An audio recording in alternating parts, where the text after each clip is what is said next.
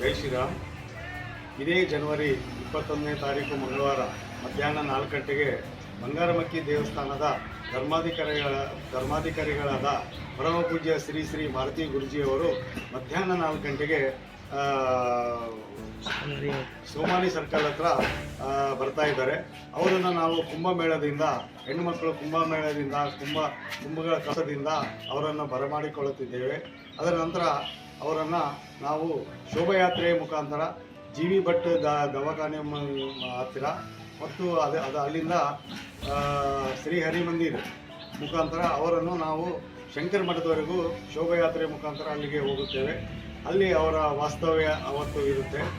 ಸಾಯಂಕಾಲ ಸಂಜೆ 6 ಗಂಟೆಗೆ ಧರ್ಮಾಧಿಕಾರಿಗಳಾದ ಶ್ರೀ ಮಾರುತಿ ಗುರುಜಿಯವರು ಒಂದು ಸಭೆಯನ್ನು ಅದೇ ಶಂಕರ ಮಠದಲ್ಲಿ ಸಾಯಂಕಾಲ 6 ಗಂಟೆಗೆ ಸಭೆಯನ್ನು ಏರ್ಪಡಿಸಲಾಗಿದೆ.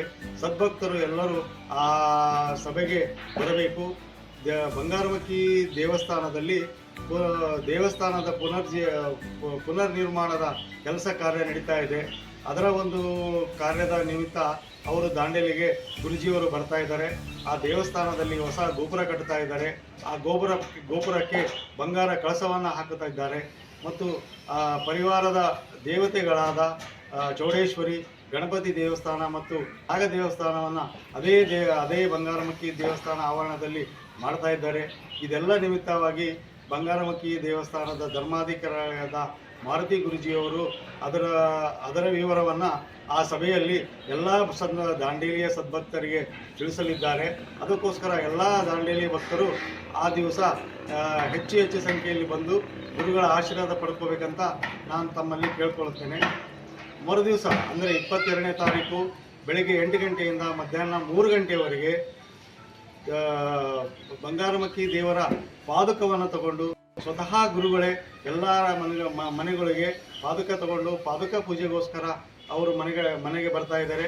ದೇವಸ್ಥಾನದ ಪಾದುಕವನ್ನು ಎಲ್ಲ ತಮ್ಮ ಸದ್ಭಕ್ತರು ಮನೆಗೆ ಬರ್ತಾ ಇದೆ.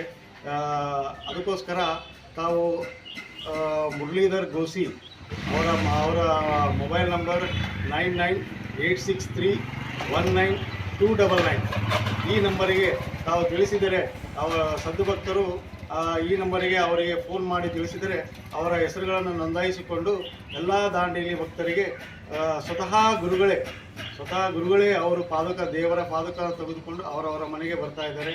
ಎಲ್ಲ ಭಕ್ತರಲ್ಲಿ ಮತ್ತೊಮ್ಮೆ ವಿನಂತಿ, ಈ ಒಂದು ಸದುಪಯೋಗವನ್ನು ಎಲ್ಲ ಭಕ್ತರು ತಾವು ಪಡ್ಕೊಳ್ಬೇಕು. ಎಲ್ಲರೂ ಈ ಒಂದು ಪಾದುಕ ಪೂಜೆಯಲ್ಲಿ ಭಾಗಿಯಾಗಬೇಕಂತ ನಾನು ತಮ್ಮಲ್ಲಿ ಎಲ್ಲರಿಗೂ ವಿನಂತಿ ಮಾಡ್ಕೊತೇನೆ. ಜೈ ಶ್ರೀರಾಮ್. ಜೈ ಶ್ರೀರಾಮ್.